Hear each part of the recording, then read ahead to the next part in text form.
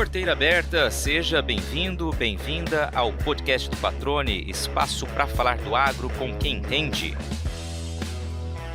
No estado que mais produz soja, milho e algodão no Brasil, a fruticultura ainda não ocupa lugar de destaque. Aliás, 75% das frutas consumidas em Mato Grosso são produzidas em outros estados. Realidade que incomoda aqueles que acreditam no potencial da atividade e trabalham para fortalecê-la.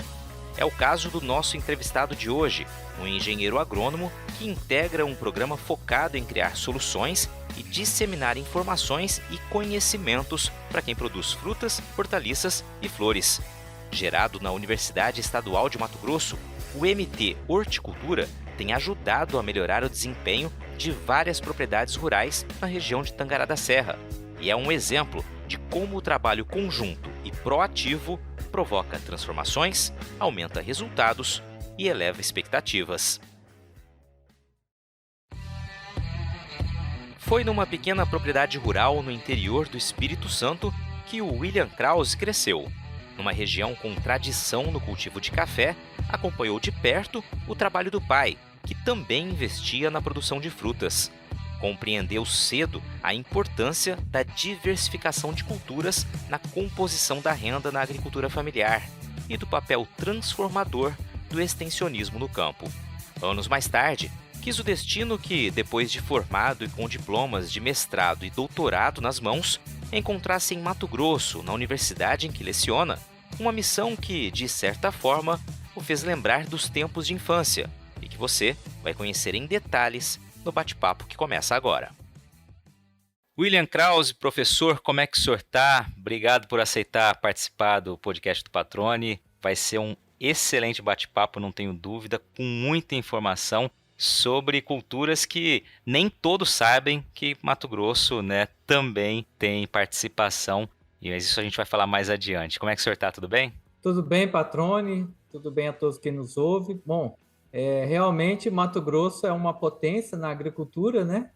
E nós estamos aqui hoje para falar um pouquinho dessa outra área, né? Que Mato Grosso também tem todo o potencial para se tornar uma grande potência, que é a área do hortifruti, da fruticultura, né? Maravilha. Vocês desenvolvem aí na região de Tangará da Serra um trabalho espetacular. Muita gente, faz essa referência ao trabalho de vocês. Eu já ouvi bastante do trabalho, Uma certa vez que estive também na região aí, também ouvi o pessoal comentando. Ainda não tive a oportunidade de visitar nos dias de campo, mas a gente recebe essas informações, Então, certamente vai ser um ganho muito grande para quem estiver nos ouvindo, conhecer também todo esse potencial e principalmente o trabalho, como as pessoas e como vocês, a Unemat, enfim, todo mundo que está em conjunto buscando fazer a diferença, na vida de vários produtores. Aí vai ser muito legal ouvir isso aqui nesse bate-papo. Mas antes, professor, como de costume aqui, a gente precisa saber um pouco da origem de quem participa aqui com a gente, Isso é sempre muito legal, resgatar um pouquinho as memórias. E eu sei que você é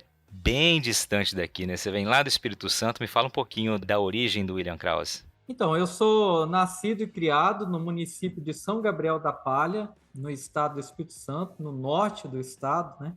Uma região tradicionalmente produtora de café, o café Conilon, mas também uma região produtora de fruta, né? Então, nós sempre, por exemplo, lá no sítio, lá no meu pai, nós sempre tínhamos, banana, coco, produzia também um pouco de mamão, abacaxi. Então, eu cresci lá, depois fui fazer técnico agrícola, antigamente era a Escola Agrotécnica Federal, no município de Colatina, e depois fui fazer o curso de agronomia, também no município de Alegre, no sul do estado do Espírito Santo, na Universidade Federal do Espírito Santo. E lá, essa área também da fruticultura sempre foi muito forte, Aí depois eu fui fazer o mestrado em genética e melhoramento de plantas lá na Universidade Federal de Lavras e depois o doutorado nessa mesma área na Universidade Estadual Norte Fluminense, no Rio de Janeiro. Então, basicamente, na minha região mesmo, a gente ficou ali no meu município mesmo até os 14, 15 anos, onde eu saí para estudar.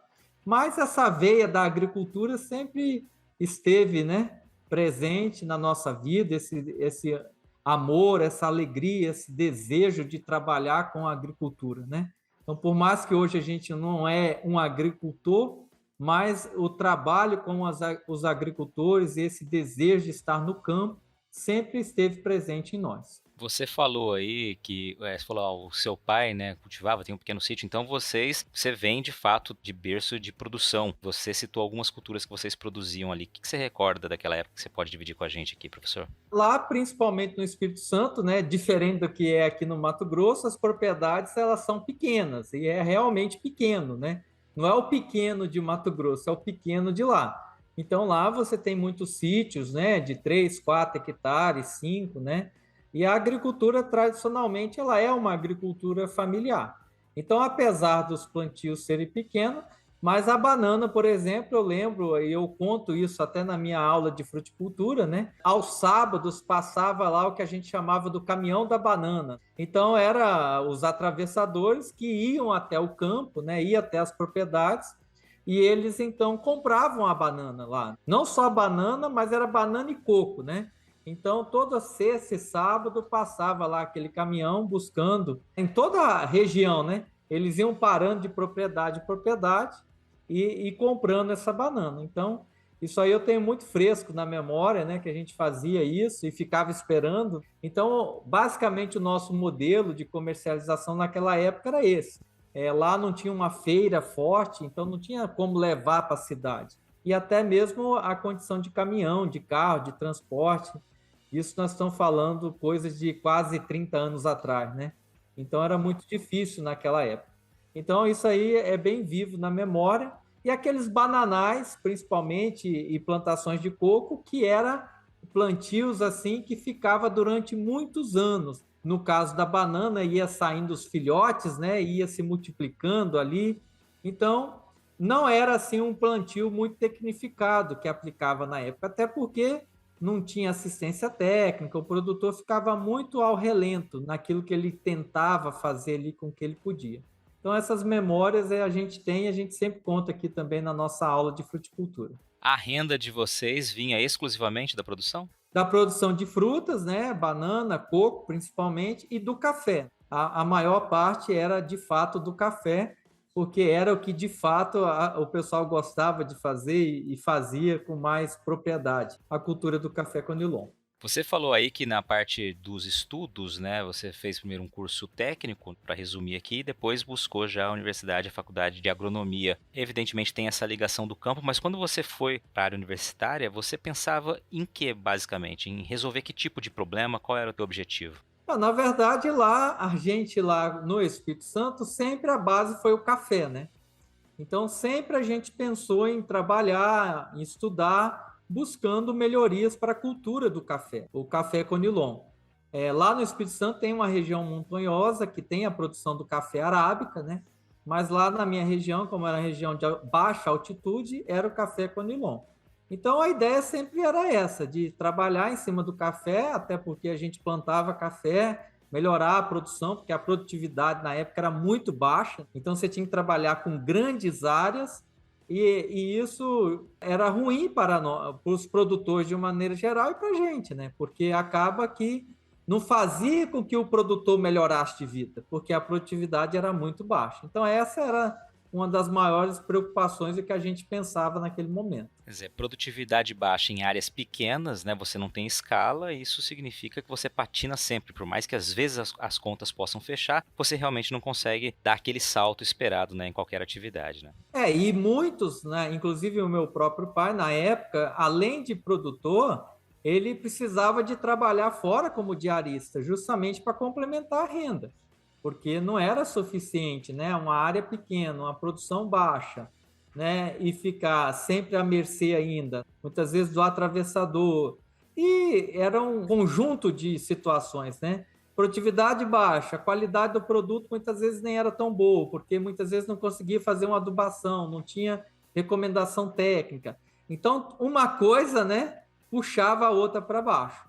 Então, realmente, naquele instante, era assim, que está muito diferente do que hoje, porque, inclusive, mês passado eu fui lá na minha cidade natal, andei lá onde eu nasci, onde eu cresci, E hoje o patamar, propriamente dito, por exemplo, do café, o patamar tecnológico é muito diferente do que era naquela época. Ah, legal. Bom saber, né, que aí 3 décadas depois, praticamente, né, houve essa evolução. Você ainda tem parentes lá, William? Sim, além de tios e primos, né, eu tenho o meu pai e minha mãe, né? Continuam lá, não vieram para Mato Grosso. Quando eu vim para cá, no ano seguinte eles vieram. Eles ficaram aqui cerca de 13 anos aqui conosco e aí voltaram para lá 2 anos atrás, mas este ano vão voltar para cá e participar aqui com a gente, né? Nesse período que o meu pai teve aqui, ele trabalhou muito nessa área de fruticultura também, né? Então ele gostou muito e tal. E hoje, tanto eu como as minhas irmãs, eu tenho mais 2 irmãs, estão morando aqui em Mato Grosso também. Então agora, no final do ano, ele já vai estar vindo de volta para cá. Legal. Vamos então fazer esse pulo na tua história. Você falou até então, né, que tinha feito o mestrado e depois o doutorado lá pela Universidade Estadual Norte Fluminense, né? E aí vamos para a tua área profissional. Você já muda para Mato Grosso em sequência? Como começou essa vinda para cá? Como se deu essa vinda para cá? Sim, em 2006, então, houve o concurso aqui para professor da Unemat. E eu ainda estava no metade do doutorado, mas mesmo assim eu prestei o concurso e passei, tive a sorte de passar. E aí, então, final de agosto de 2006, eu vim para cá. Mesmo fazendo doutorado, eu já tinha terminado a parte de disciplinas, eu estava mais na parte, vamos dizer assim, já de experimento a campo, né? E aí eu fui fazendo doutorado e comecei a dar aula aqui. E logo assim que eu terminei, já em 2007, 2008, a gente já começou a trabalhar nessa área de fruticultura. Até as pessoas questionam, mas por que lá é soja, é milho, é algodão? Bom, nós somos uma universidade pública e a gente viu um gargalo na área de fruticultura. Hoje, a soja, o milho e o algodão, né? Nós já temos as multinacionais, nós temos institutos, nós temos, então, uma grande quantidade de pessoas pesquisando, desenvolvendo tecnologias para a área de soja, milho e algodão. E nós vimos que havia uma lacuna na área de fruticultura. E principalmente vimos o seguinte: como que um estado, né, tão pujante como o Mato Grosso, um estado tão forte na agricultura, traz, né, hoje tem um levantamento da própria Secretaria de Agricultura do Estado que mostra que mais de 75% das frutas vem de fora do estado. Então, por que nós não podemos ser, né, no mínimo, autossuficientes, mas mais do que isso, nós sermos também um fornecedor de fruta para o Brasil, né? Então, isso que alavancou em nós esse desejo de trabalhar na área de fruticultura. E aí também remetia aos laços ali, né? A origem ali, conviver com a realidade de quem produz fruta. E principalmente a gente sabe que, ou tem a ideia, né? Aí você vai me corrigir se estiver equivocado, de que aqui também em Mato Grosso, quem produz fruta, na grande maioria, que investe em horticultura e fruticultura, a grande maioria também se tratam de pequenos produtores. Talvez não do mesmo tamanho de propriedade como vocês vivenciaram no Espírito Santo, mas a dinâmica é a mesma, né? Ou seja, precisa realmente ter um excelente desempenho envolvendo todos os pilares aí para que isso aconteça, para que possa tornar a atividade viável, rentável. Então isso também faz esse link com a tua história para se dedicar a essa oportunidade ou a esse gargalo que o senhor encontrou.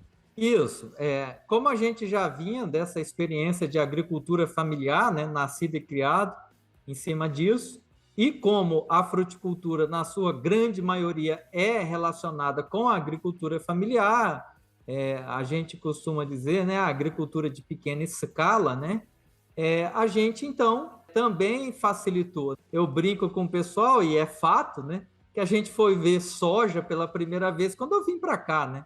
Porque lá no Espírito Santo não se planta soja, não se planta algodão, então é outra realidade. Apesar que você vê lá na faculdade, mas você vê soja só no slide, né? Só na foto.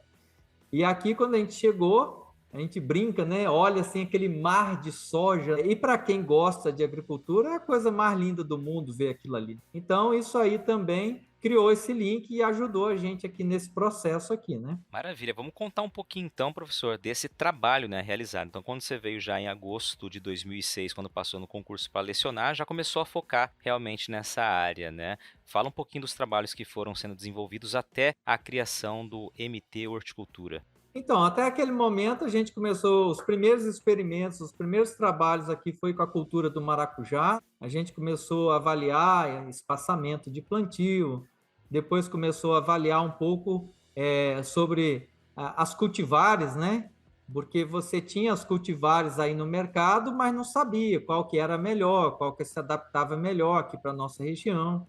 E a gente começou, então, a montar esses experimentos a nível de campo, a trabalhar, a desenvolver. Começamos aí conseguir aprovar financiamento junto à Fundação de Amparo à Pesquisa de Mato Grosso, a FAPEMAT. Então, começou a surgir recurso para a gente desenvolver os projetos, os trabalhos.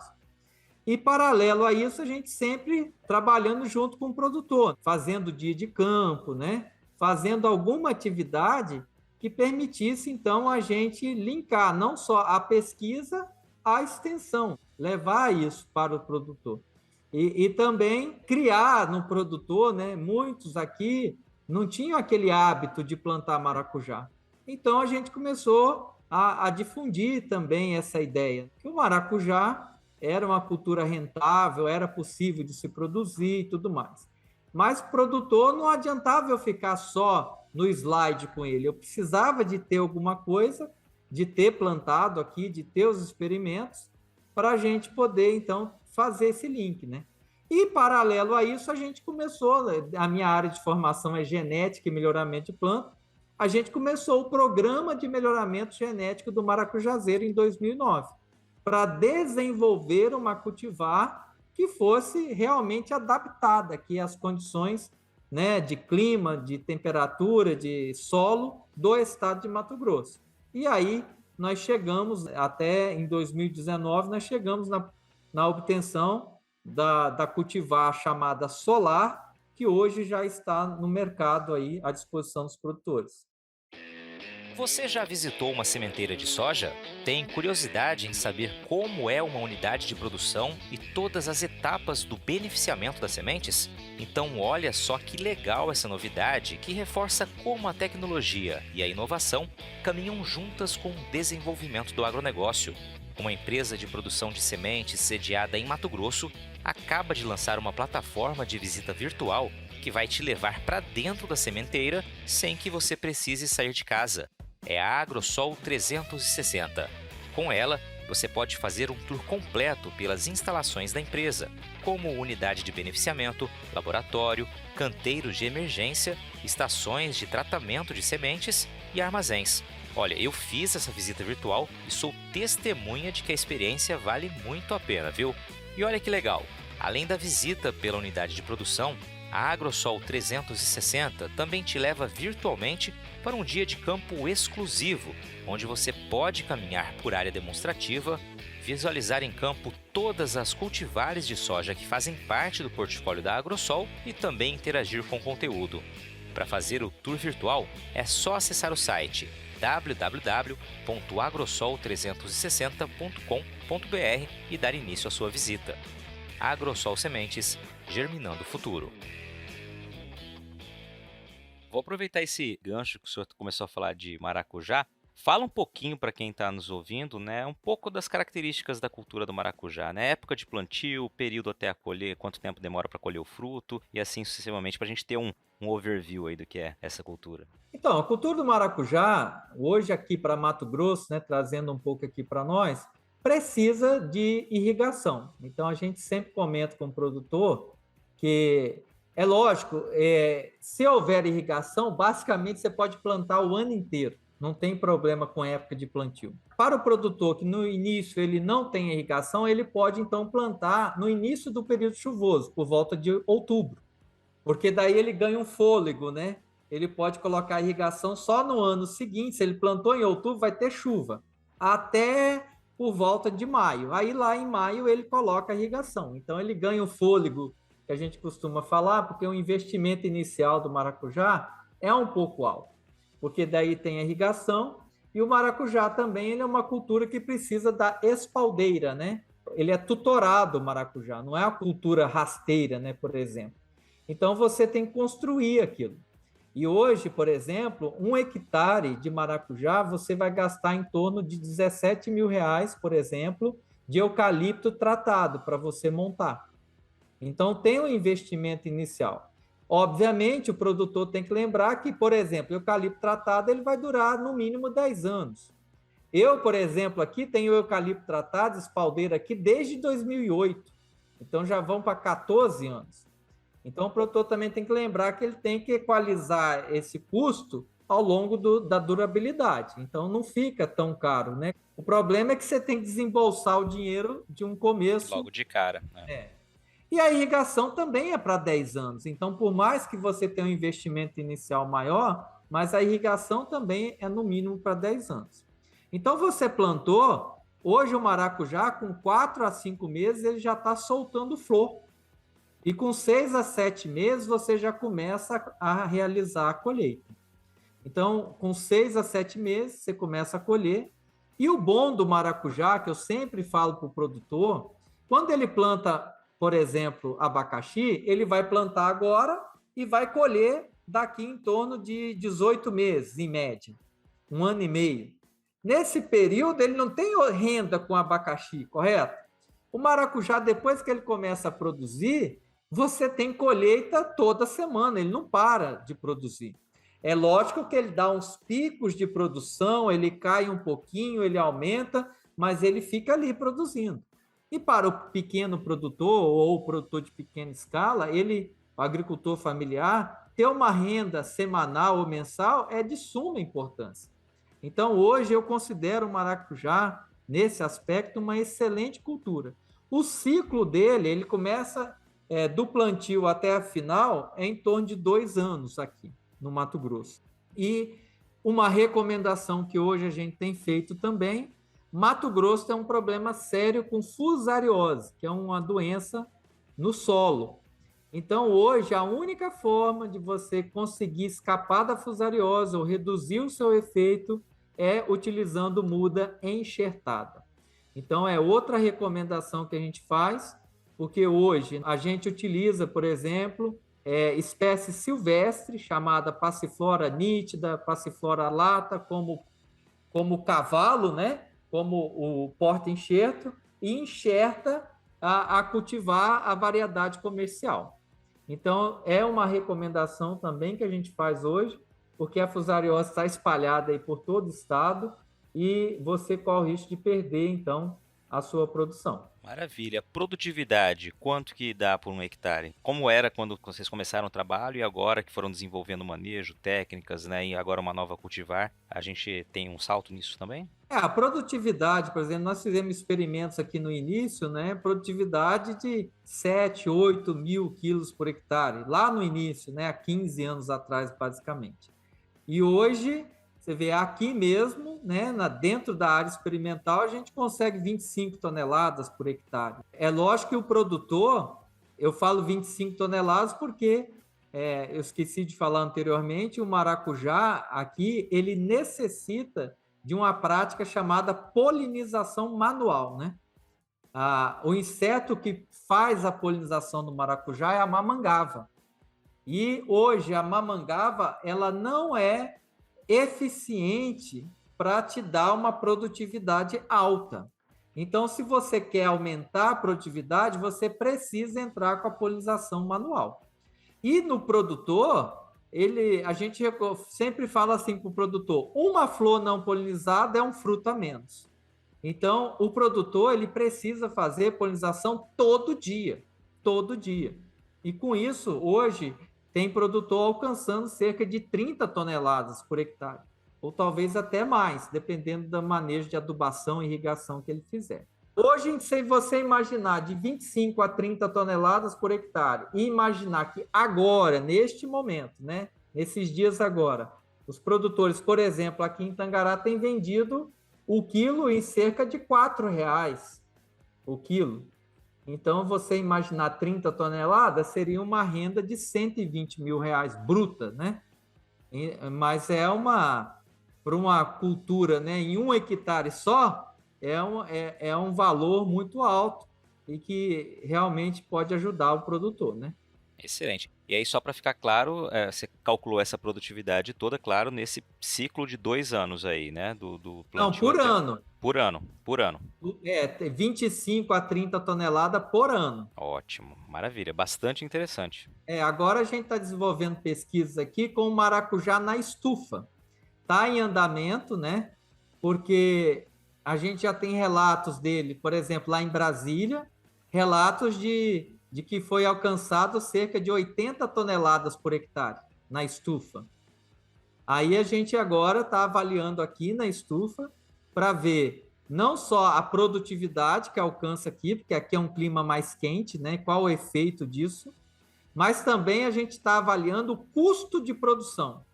Então, o aumento da produtividade que dá na estufa vale a pena, porque eu vou ter que, obviamente, investir numa estufa. Gastar mais, né? Se a gente acredita, se chegar a essa produtividade de 80 toneladas por hectare, com certeza vai valer a pena. Então, assim, já dá para aqueles produtores que têm uma melhor condição financeira até dar um salto tecnológico utilizando estufa e aumentando ainda mais a sua renda, né? Excelente. Só para a gente continuar no fio da meada aqui, professor, como é o cultivo de maracujá aí na região? A gente está falando de qual o tamanho da produção aí em Tangará da Serra, como está a adesão dos produtores? Então, hoje, aqui, assim, esses dados, né, eles flutuam demais, porque às vezes um para, um começa, né? Mas hoje a produção aqui em Tangará, provavelmente, fazendo uma estimativa dos produtores que a gente acompanha, né, ela não vai passar aí de 50 hectares, aqui na região como um todo, né? O Brasil inteiro tem cerca de 60 mil hectares de maracujá, né? Então, quando a gente fala isso em soja, por exemplo, 60 mil hectares é uma área pequena, né? Mas na fruticultura, como a gente trabalha, normalmente um produtor ele vai ter 1 hectare, 2, 3 hectares no máximo, né? Então, você não consegue ter uma grande área de produção. Mas, obviamente, produtor e área não é o problema aqui em Mato Grosso. Né? Um levantamento também feito pela CEAF mostra que Mato Grosso tem mais de 104 mil pequenas propriedades. Então, você imagina 104 mil pequenas propriedades que obviamente, não vão plantar soja, não vão plantar algodão. Quando cria gado, você tem aquelas vaquinhas ali, às vezes, né, poucas vaquinhas, criadas a pasto, que dá um baixo retorno.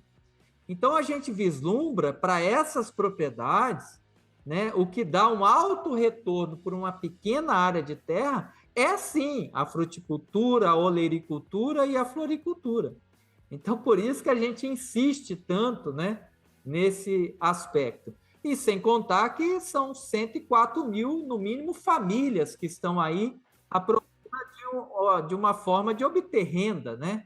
E a gente precisa então criar alternativas para essas famílias. Excelente, excelente. É exatamente essa jogada, criar alternativas rentáveis, né, estruturadas com informação, como o senhor destacou ali, né, buscando agora observações do que está dando mais em outras regiões, no caso da estufa, se são ou não aplicáveis, a que custo isso, né, isso daí realmente é o que ajuda a tornar possível, né, de fato, que essas milhares de famílias possam encontrar possibilidades de tornar mais rentável, né, a realidade de cada um. Só para a gente pontuar ali essa questão do maracujá, obviamente, né, produziu, tem para quem vender, o mercado demanda. Hoje tem até no cenário nacional tem hoje havido problemas, porque aqui em Mato Grosso nós temos o problema da fusariose, mas quando você pega sul, quer dizer, o Sudeste, o Nordeste, eles têm, além da fusariose, eles têm um problema muito grande com a virose, né? Então não está fácil produzir para lá, principalmente. E lá eles têm outro problema. O maracujá, ele precisa de, no mínimo, 11 horas de luz para florescer. Então lá, quando chega no inverno, eles não têm essa quantidade de horas de luz. Então, quando chega ali maio, junho, julho, o maracujá lá para de florescer. E aqui, né, graças ao bom Deus, nós temos um sol para cada um, né? Então a gente não tem problema. Então o nosso maracujá aqui, ele floresce o ano inteiro. Então, inclusive, nós temos condição de colocar maracujá até mesmo na entre-safra, lá para outros estados. E é uma analogia que eu faço sempre. A Bahia, por exemplo, ela é o maior produtor de maracujá. E ela é o maior fornecedor de maracujá lá no CEAGESP, em São Paulo.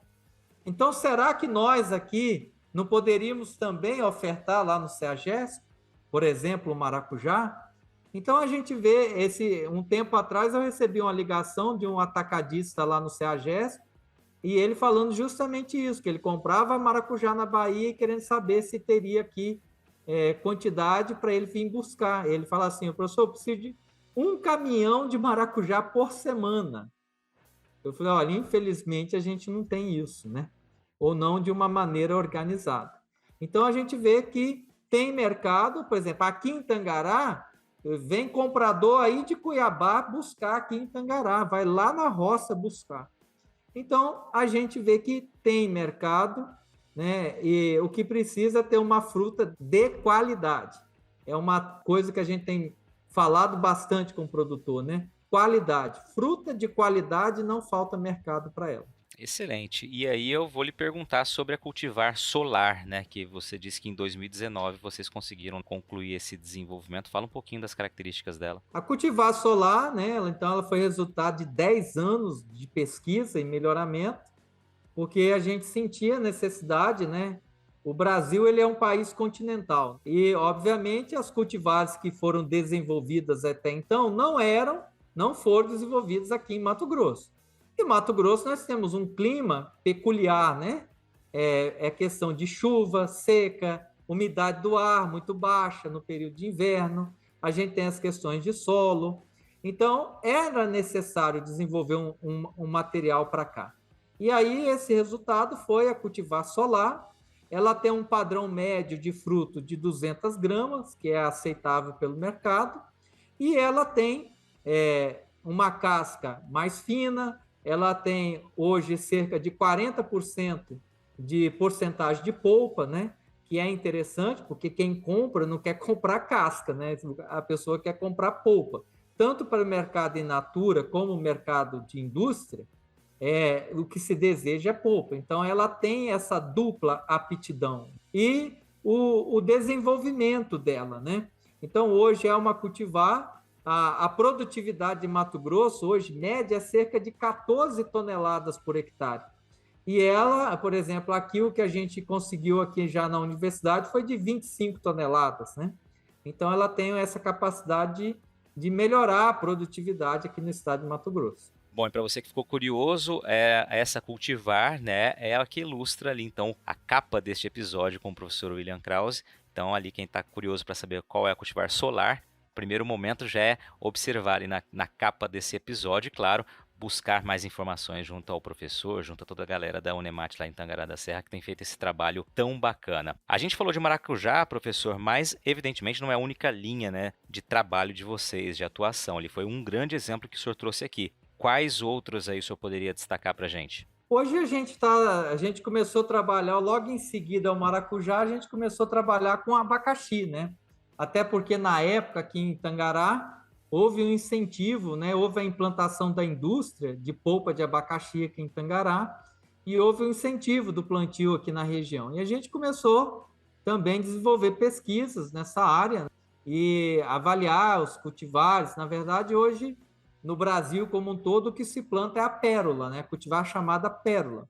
Só que ela é susceptível à principal doença, que é a fusariose, e ela tem espinho.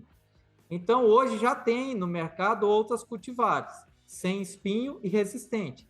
E a gente trouxe para cá para avaliar, e com base nisso a gente fez dia de campo, distribuiu mudas aqui, algumas mudas para os produtores, para eles começarem a plantar e conhecer também essas novas cultivares. No entanto, a gente viu que essas novas cultivares também tinham alguns problemas, vamos dizer assim. Um fruto muito pequeno era o principal problema. E a gente costuma que o hábito do brasileiro de compra é, se tivesse um abacaxi de 10 quilos desse tamanho, eles iriam levar esse embora. Porque a gente compra por unidade o abacaxi. Então, aquela história, quanto maior, melhor. E a fruta pequena, por mais que tenha o sabor, as pessoas não estão comprando, né? Então, são cultivares que não estão ainda ganhando muito mercado. A gente começou também o programa de melhoramento em 2011 da cultura do abacaxi. Então, hoje nós já vamos para 11 anos do melhoramento e a gente já está na fase final. Não lançamos ainda no mercado, mas a gente já está na fase final. A gente espera que daqui 2, 3 anos a gente já tenha uma nova cultivar. Os testes preliminares têm apontado para nós, então, os clones que a gente está testando finalmente agora, né? Resultados promissores. Então, nós temos, por exemplo, clones aqui que são sem espinho, são resistentes a fusário, e plantas com frutas, estão dando frutas aí de 2,5 kg até. Então, frutas grandes, né? De acordo com o que o mercado ele gosta. Então, isso para nós também tem sido resultados satisfatórios, mas que ainda falta finalmente para a gente pedir o registro do Ministério da Agricultura e lançar comercialmente. Você está ouvindo o podcast do Patrone, agroinformação com quem entende. Bom, professor, então, maracujá, abacaxi, sei que também tem outras culturas, né, que vocês trabalham aí, e a gente ouviu o senhor destacando muito, enfatizando a questão do melhoramento, né, de desenvolvimento de novas cultivares, até para atender as características, as necessidades da região, né, que isso varia de cada local para cada local, então sempre é importante ter esse trabalho, mas eu sei que vocês também focam muito na orientação técnica, né, em manejo, e aí eu queria que a gente caminhasse agora para esse outro ponto do trabalho, e só para a gente pontuar aqui também, eu queria que o senhor datasse o MT Horticultura, quando começa a ganhar a roupagem desse projeto, que a gente acabou ainda não mencionando detalhadamente sobre isso. Certo. Então, até então a gente seguia na área de fruticultura, né, trabalhando, e o nosso público-alvo era a agricultura familiar, né, os produtores de pequenas áreas. Concomitante isso, tinha aqui também em Tangará outros professores, né, então nós tínhamos aqui a professora Celice na área de floricultura, o professor Adalberto na área de olericultura. Não só aqui em Tangará, né? Nós tínhamos o professor Santino também lá em Nova Mutum, na área de olericultura. Aí em Cuiabá, da UFMT, né? O professor Glaucio e o professor Rafael. Então a gente começou a ver o seguinte, que tínhamos um grupo aqui em Mato Grosso que pesquisava e trabalhava a área de... Aí a gente já saiu da área de fruticultura e passou a chamar de horticultura, porque no caso aí a horticultura envolvia a fruticultura, a floricultura e a olericultura, a parte de hortaliça. Então aqui, como o nosso público era o mesmo, então a gente resolveu juntar, criar esse grupo, e aí a gente começou então o chamado MT Horticultura. Isso foi em 2015. Então, em 2015, a gente oficializou o programa de extensão chamado MT Horticultura. E aí a gente começou, então, a fazer ações voltadas para a horticultura, né? Então, levando sempre o conhecimento, as pesquisas de fruta, flor e hortaliça. Até mesmo no sentido de ampliar o leque. Então, antes era cada um falando isoladamente, e aí a gente viu o seguinte, peraí, nós estamos falando para o mesmo público, né? Então vamos nos juntar e vamos levar uma mensagem só, porque todas essas áreas, elas são alternativas de renda para os produtores. E em 2015 a gente começou. E aí ficou, como nós vamos ampliar essa possibilidade de levar informação? Foi aí que a gente começou a atacar no lado também da internet e as redes sociais. Então, com isso, o programa a gente criou Facebook, Instagram, criamos também um canal, né? O nosso canal tem mais de 1 milhão de visualizações, né? É lógico que para essa área nossa específica, só com vídeo técnico. E foi muito bom que a gente começou a interagir com gente do Brasil inteiro, né? Criamos um WhatsApp do próprio programa. Então, hoje tem produtor, por exemplo, que ele vai lá na roça, ele filma a planta dele, o problema, e manda para nós pedindo ajuda. Nessa questão, nós já participando e dando recomendação para produtores até do Rio de Janeiro, Bahia, né, Minas Gerais, Tocantins, Goiás, produtores também aqui da região norte, né, Amazonas, Rondônia, Acre. Então, e fora do Mato Grosso inteiro, né? Então, isso permitiu uma interação muito grande com a sociedade, com os produtores. E, além dessa questão, vamos dizer assim, online, na internet, obviamente a gente seguiu com as atividades presenciais. Então, com os dias de campo, a gente lançou também uma revista, né? Chamada Revista MT Horticultura, uma revista mais de magazine, né? Não é uma revista científica. E em 2018, juntamente aqui com o Sindicato Rural, com a Prefeitura de Tangará, com a Associação dos Engenheiros Agrônomos de Tangará, nós fizemos aqui a primeira feira MT Horticultura. Porque a gente começou a ver o seguinte, a gente passava a recomendação técnica, mas a gente buscava, quando o produtor ia buscar aqui no mercado, via que faltava produtos específicos para a horticultura. Ou seja, tem os produtos, mas mais voltado para as grandes culturas. Então, a gente quis, com isso, linkar, né, as empresas ao pequeno produtor. E aí, em 2019, a gente repetiu a feira, tivemos mais de 2.300 pessoas passando em 2 dias de feira, tivemos até a presença do governador na abertura, e tivemos 40 empresas e instituições expondo aqui as suas tecnologias voltadas para o hortifruti. Aí, obviamente, depois veio a pandemia, né? Veio a pandemia, tudo parou, e a gente agora está retomando, né? Primeiramente agora com os dias de campo novamente. Então, sempre que a gente faz uma pesquisa e tem um resultado, a gente faz um dia de campo para poder transferir essa informação, não só o dia de campo, daí a gente publica o artigo na revista, a gente faz um vídeo técnico para o canal, e uma outra coisa que a gente produz também aqui são as cartilhas, né? A gente produz cartilhas com recomendações técnicas, mas uma linguagem fácil, acessível ao produtor. E isso está tudo disponível lá no nosso site, o mthorticultura.com.br, gratuitamente, aonde o produtor pode acessar e pode, então, baixar e utilizar aí no seu dia a dia. Excelente. E assim, enquanto o senhor está falando, eu estou vendo aqui o site, já me chamou a atenção aqui a quantidade de conteúdo que tem aqui, realmente. Aí tem um que eu queria que o senhor mencionasse, que é o Direto da Roça. Uma outra atividade que a gente começou a fazer também, a criar, foi essa questão de comercialização, né? Então, os produtores, muitos deles, um levantamento foi feito até num trabalho de dissertação de uma acadêmica, ela levantou que mais de 70% dos produtores usavam os telefones, o smartphone e tinham acesso à internet. Só que eles não usavam para comercializar os seus produtos e nem divulgar. E a partir desse trabalho de pesquisa realizada pela acadêmica Letícia, né, aqui no nosso programa de pós-graduação em Ambiente e Sistema de Produção Agrícola, a gente, então, idealizou esse Direto da Roça, que é uma plataforma onde os produtores podem divulgar a sua produção, divulgar o que eles têm.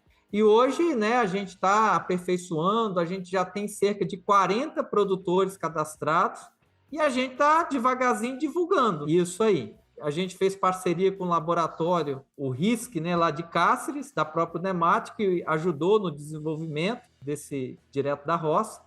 E agora também a gente está fechando uma parceria com o Senar, porque o Senar ele tem aquele programa Senartec, é um programa de gestão e assistência técnica. Essa parceria com o Senar é para que os técnicos do Senar divulguem essa plataforma para os produtores que eles dão assistência técnica. Muito bom, professor. Eu acho que é um exemplo fantástico, né, o trabalho que vocês desenvolvem, como o senhor destacou, são várias e várias mãos, né, mas atuando em desenvolvimento, em manejo, em orientação técnica, em comercialização e a universidade, de fato, movimentando toda essa região. E, claro, imagino eu que também isso direcione demandas, crie novas demandas e novas oportunidades para os próprios acadêmicos, né, que agora também começam a buscar especializações nessa área, porque sabem que tem um trabalho consolidado e que existe uma resposta também do outro lado, do lado do campo, né? Isso, aqui junto com a gente, né, além dos alunos de agronomia, que já tem as disciplinas que a gente dá, né, nós temos alunos hoje de mestrado, de doutorado, que estão trabalhando e desenvolvendo suas pesquisas, suas teses, dissertações em cima da área de horticultura. E isso é o que promove. Você vai desenvolvendo cada vez mais tecnologia, adaptando tecnologias, você vai melhorando o manejo. E nós até mesmo criamos também, ano passado, uma especialização em horticultura. E essa especialização, nós temos vários técnicos aqui de Mato Grosso, né? Porque a gente viu também que tinha essa lacuna entre os técnicos. E nós temos, além de Mato Grosso, ela é uma especialização online, com aulas ao vivo. Além de alunos de Mato Grosso, nós temos alunos do Brasil inteiro e também até uma aluna da Argentina e um aluno de Portugal, participando conosco dessa especialização. E agora também a gente começou a trabalhar um pouco no ensino médio. Por que que a gente viu? Nos dias de campo nosso, a gente viu que os participantes, os produtores, eram um pessoal com uma faixa etária já muito alta. A gente começou a perceber, como está acontecendo, né, que o grupo mais jovem está indo para a cidade, está deixando o setor agrícola. Então, a gente, agora, este ano, a gente fez uma parceria com a Secretaria de Educação do Estado. E o que nós fizemos? Pegamos uma escola aqui do distrito de Progresso, que é da Unemat, lá é 7 quilômetros, e nós estamos desenvolvendo um curso técnico em agricultura aqui dentro da Unemat. Então, os alunos vêm para cá, eles recebem 2 dias por semana, eles ficam aqui conosco, e eles, então, os professores do próprio curso de agronomia estão dando aula para eles. Então, além, lógico, da agricultura de uma maneira geral, mas o foco, vamos dizer assim, né? A ênfase desse curso vai ser voltada para o hortifruti, para a produção de fruta, flor e hortaliça. E agora a gente está ampliando esse trabalho, pegando as demais escolas da zona rural aqui.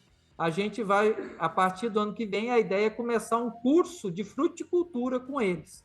Porque a gente quer o quê? Que esses meninos, que estão aí na faixa etária 16, 17, 18 anos, que moram com os pais, a propriedade está ali, que eles vislumbrem a produção de hortifruti, de HF, como um negócio. Então, a gente tem levado muito trabalho nisso, né? Como um negócio, para ele empreender nesse negócio. Então, para ele entender que, ao invés de sair e ir trabalhar assalariado, muitas vezes, que ele pode ser dono do seu próprio negócio com a própria propriedade do pai, da família, onde ele mora.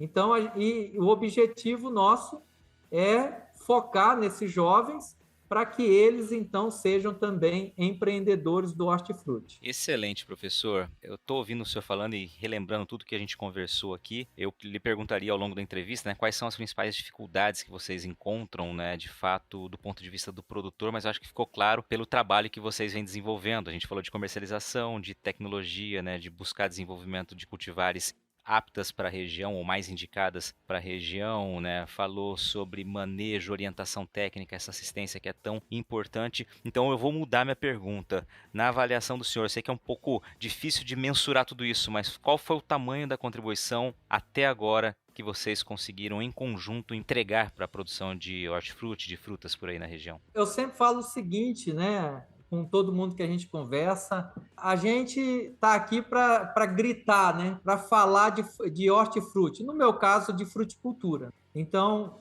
o estado ele é muito grande, nós temos muitas oportunidades diante de tudo que está aí. Então, a gente sempre fala assim, a gente é uma voz que não pode se calar, né? Porque se ninguém falar, vai indo que essa história ela vai morrendo.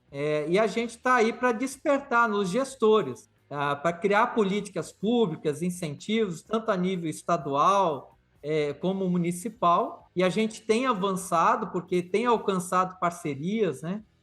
A própria FAMATO, ela tem sido uma grande parceira através do Senar, né? Inclusive, dando um adendo aqui, né? Quando a gente procurou o Senar e a FAMATO, o Normando, o programa Senartec Horticultura, o projeto piloto foi aqui em Tangará, né? E começou ali com algumas propriedades na área de fruta, hortaliça, e hoje já está, só aqui em Tangará, nós já temos aqui mais de 90 propriedades. Hoje nós já temos 2 agrônomos assistindo fruta, 2 hortaliça, 1 agrônomo já assistindo a parte de flor. Então nós já temos 5 agrônomos aqui, só no município, com mais de 100 propriedades sendo assistidas, com visitas mensais, assistência técnica e gerencial. Então, isso foi um salto também que a gente conseguiu, né? Porque nós, por mais que a gente faça esse trabalho junto ao produtor, mas nós não temos perna para fazer uma assistência próxima do produtor, igual esse projeto tem, né? E assim outros trabalhos. Agora a gente já está fazendo uma parceria com o IMEA para fazer um estudo aqui na região, para quem sabe no futuro é o nosso desejo implantar aqui um mini SEASA, um central de comercialização. Então, esses avanços que a gente fala e despertar a sociedade para esse setor de hortifruti, né? Então, isso eu acho que é o grande avanço que a gente pôde contribuir, né? Criar esse despertamento ou ajudar a soprar essa brasa do hortifruti aqui, não só na região, mas como em todo o Mato Grosso e nas autoridades que estão aí, né, à frente das políticas públicas do nosso estado. Muito bom, professor. O senhor disse no começo da entrevista que mais de 75% das frutas, né, e concentrou aí na questão da fruta portuária ser fruticultura mais especificamente, que a gente consome aqui em Mato Grosso, mais de 75% do que a gente consome de frutas vem de outros estados. Daqui 10 anos, será que a gente muda essa realidade com frutos dos trabalhos que vocês e outros parceiros estão realizando? Olha, é o que a gente espera, né? Eu creio assim, né? Nesse início agora, né, foi um trabalho mais de plantar, semear, como a gente diz. E a gente espera que nesses próximos 10 anos esses frutos literalmente venham para a gente ampliar, né? As tecnologias elas já estão aí disponíveis. A gente começou a alcançar um entendimento dos produtores que precisa investir, precisa utilizar a tecnologia, que aquele formato de 30 anos atrás, ou quando eles só aprenderam, não é suficiente, tem o seu valor, tem o seu lugar, mas hoje, devido aos insumos, à competitividade, você precisa dar um passo adiante. E a gente vê que isso está acontecendo, né? Então, produtores já, e a própria assistência técnica tem contribuído muito com isso. Então, a gente espera, sim, né? Hoje me parece que já está chegando aí a 500 propriedades em Mato Grosso no programa Senartec assistidas na área de fruta e flor e hortaliça, porque no geral já são 4.000 esses dias eu vi uma postagem até, mas então 500 são desse setor. Então a gente acredita que tem tudo para nos próximos 10 anos, no mínimo, a gente chegar pelo menos as frutas tropicais, a gente ser autossuficiente na produção, né? Agora, para a gente só encerrar aqui, professor, eu queria que você dissesse, né, para quem tiver interesse em saber mais, qual o caminho procurar. Isso, nós temos o nosso site, o mthorticultura.com.br.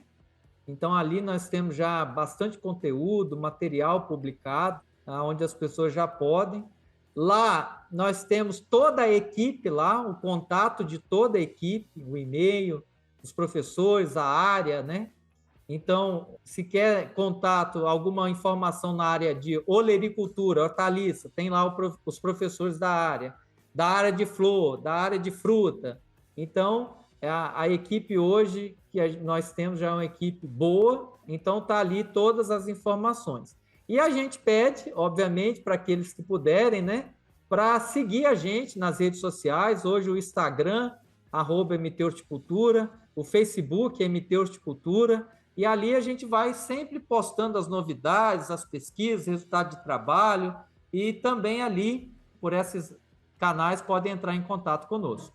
E fisicamente, como diz o outro, pessoalmente, nós estamos aqui na Universidade do Estado de Mato Grosso, na Unemate, aqui no campus de Tangará da Serra. Muito bom, professor. Quero te agradecer pelo bate-papo riquíssimo aqui, parabenizar pelo trabalho em seu nome, toda a equipe do MT Horticultura, todos os parceiros e também, claro, os produtores, principalmente os produtores também, por estarem observando e colocando em prática tudo que está sendo oferecido, né, ofertado a eles, diz respeito a conhecimento, a oportunidade, a comercialização, e de fato aí depende deles, né, como o senhor disse, enxergar que é preciso muitas vezes fazer diferente, né, do que 30 anos atrás. Parabéns pelo trabalho, obrigado por esse bate-papo aqui no podcast do Patrone.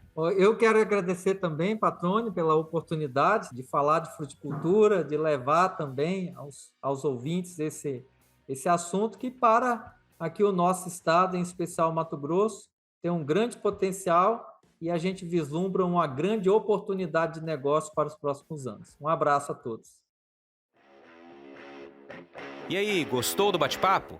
Então dá aquela força e compartilha essa entrevista com os seus contatos. E olha, aproveita para mandar aquele feedback dizendo o que você está achando do podcast do Patrone. Pode criticar, elogiar, sugerir temas e pessoas para dividir boas histórias aqui nos próximos episódios. É só enviar uma mensagem lá no Instagram para @LuizPatrone que a gente troca uma ideia, viu? Então, gente, sucesso da porteira para dentro, força e fé da porteira para fora e vamos que vamos. Você ouviu o podcast do Patrone, agroinformação com quem entende.